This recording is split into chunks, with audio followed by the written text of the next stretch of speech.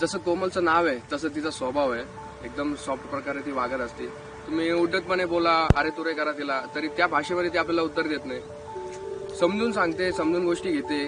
जेव्हा नाही कळलं तर नंतर सांगते. पण कधी जागच्या जागी उलटूनपणे बोलणं, लगेच चिडचिड करणं, अशा प्रकारचा तिचा स्वभाव नाही. आणि आमची फॅमिलीबद्दल जर बोलायचं झालं, दाभाडे फॅमिली एक झाडाप्रमाणे आहे. त्याच्यामध्ये जी खोड असते मेन मोठी, ती आमची आजी आणि माझी आई आहे. आणि त्याला जे लागलेले फांदे वगैरे आहेत ते आम्ही 5 भावंड आहे.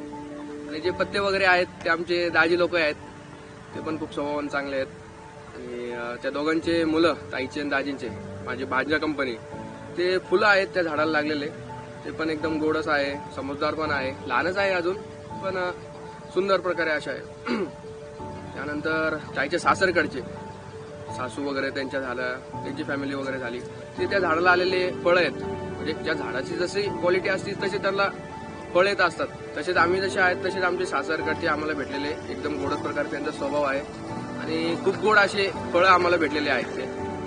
आणि सर्वात last but not the list, माझे वडील, ते आमच्यासोबत नाही आज, पण झाडाला जसं सर्वात जास्त इम्पॉर्टंट असतं सूर्यप्रकाश, त्यामुळे झाड मोठं होत असतं, तसं त्यांचा आशीर्वाद नेहमी आमच्या पाठीशी आहे. त्यांनी तो झाड मोठं होत गेलं. आणि माझे जे मामा वगैरे